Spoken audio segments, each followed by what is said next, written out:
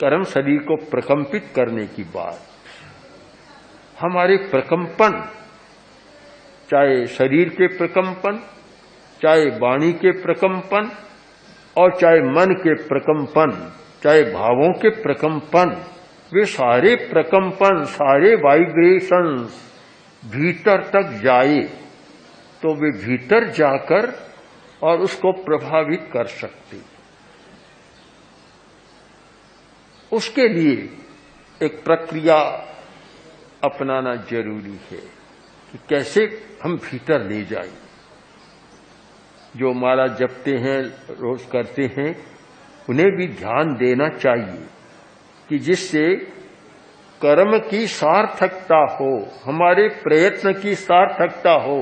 काम भी करते जा रहे हैं, प्रयत्न भी करते जा रहे हैं, शक्ति भी लगा रहे हैं और सार्थकता भी पूरी नहीं हो रही है, तो फिर अंत में यह होता है कि इतने वर्ष हो गए, मिला क्या, क्या मिला मुझे। और इस विचार से कभी कभी आदमी नास्तिकता तक चला जाता है। एक्सट्रीम पॉइंट, जो एक अंतिम बिंदु है, वहां तक चला जाता है कि इतने वर्ष किया, मुझे क्या मिला। 40 वर्ष 50 वर्ष हो गए, धर्म की आराधना कर रहा हूं, माला फेर रहा हूं, जप कर रहा हूं, मुझे मिला क्या। ये चिंतन भ्रांति पैदा कर देता है। तो इसलिए हमें विधि को जानना जरूरी है कि कैसे करें, विधि को जानें।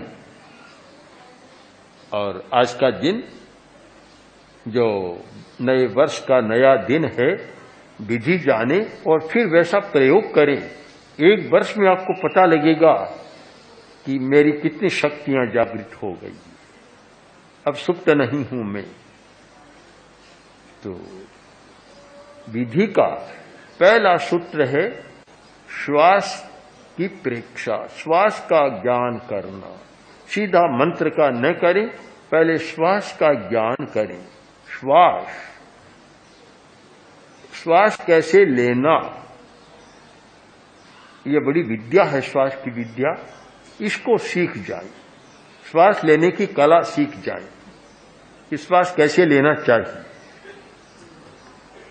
और फिर श्वास के भी अनेक विद्याएं हैं, वो श्वास के भी अनेक रहस्य हैं। जो एक श्वास की रिदम, लय होती है, हमारे ब्रेन की रिदम, ब्रेन रिदम और श्वास की रिदम। ब्रेन की लय यानी मस्तिष्क की लय और श्वास की लय, ये दोनों लय जब मिल जाती है तो फिर शक्ति जागरण का सूत्र रहस्य हमारी पकड़ में आ जाता है। लयबद्ध दीर्घ श्वास, हम लंबा श्वास लें और लयबद्ध एक समान चलता है। यदि 5 सेकंड में श्वास लिया, 10 सेकंड भीतर में रोका और 5 में निकाला, 10 फिर बाहर रोका, एक क्रम शुरू कर दिया। 25-30 सेकंड का एक श्वास क्रम शुरू कर दिया। अगर 10 मिनट प्रयोग करें तो बराबर वही क्रम चले तो श्वास की लय हो जाती है, लयबद्ध श्वास हो जाता है। कभी तो 5 सेकंड में लिया, कभी 2 सेकंड में लिया और कभी 20 सेकंड में लिया, लय भंग हो जाती है और वहां शक्ति का जागरण नहीं होता।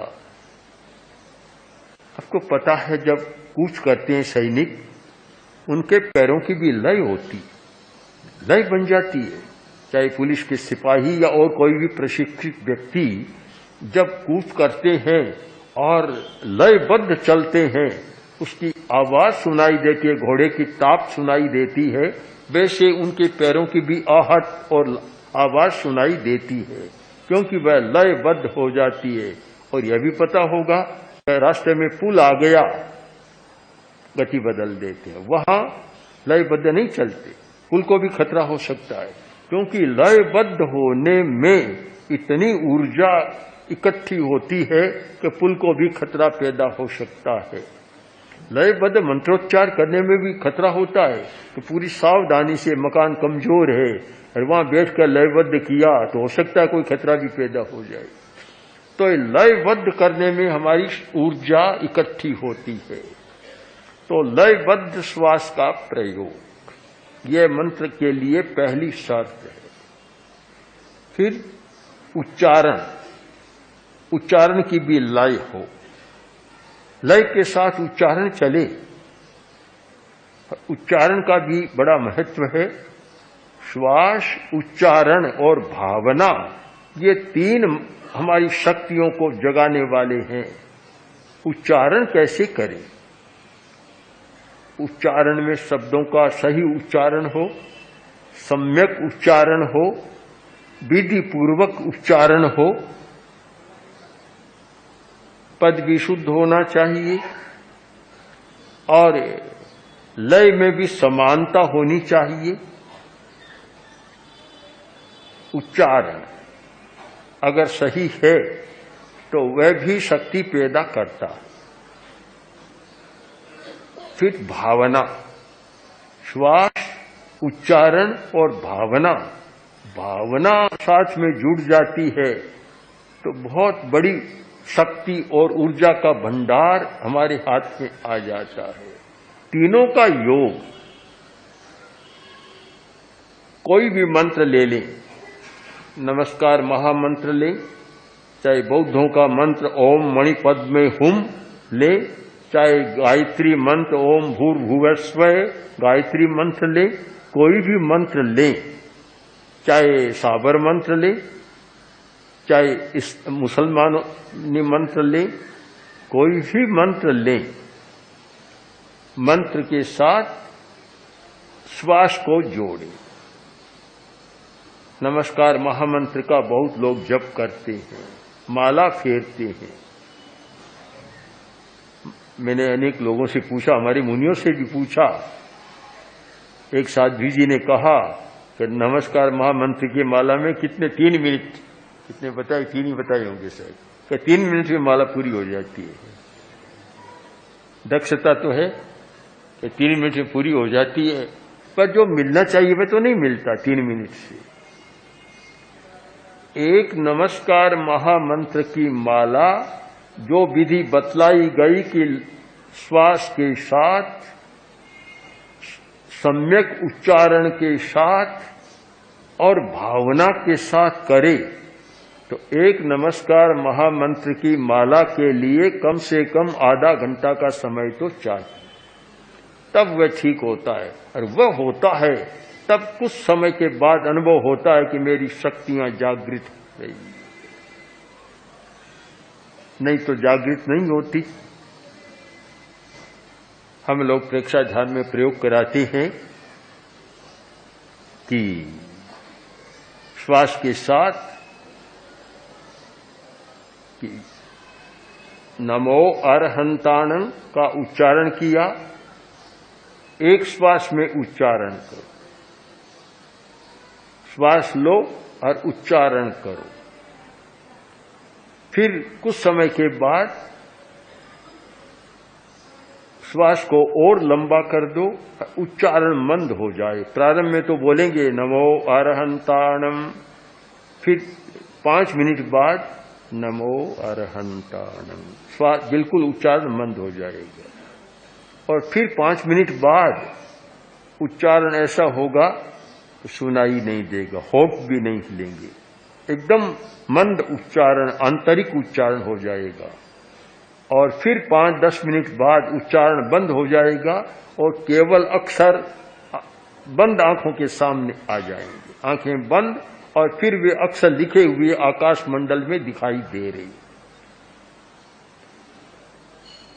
इस क्रम से करें तो आधा घंटा में भी शायद नहीं कर सकते। संख्या से मतलब नहीं है 108 बार करना या कितनी बार करना, कैसे करना, महत्व इस बात का है कि कैसे करना, इस बात का महत्व है, करने का महत्व है। पर आज का जमाना तो, आज का नहीं पहले बहुत रहा है, दक्षता का जमाना, दक्षता का जमाना, स्किल, दक्षता का जमाना कि दक्षता कैसे उसके साथ जुड़े। तो जब दक्षता आई तो फिर वहां शक्ति का प्रस्फोट होता है, भीतर की प्रस्फोट होता है और सुप्त शक्तियां जागृत होने लग जाती है, ज्ञान भी जागृत होता है, आनंद भी जागृत होता है, आनंद का प्रकोष्ठ भी बंद रहता है, ढक्कन खुल जाता है, आनंद जागृत हो जाता है और हमारी शक्ति भी जागृत होती है।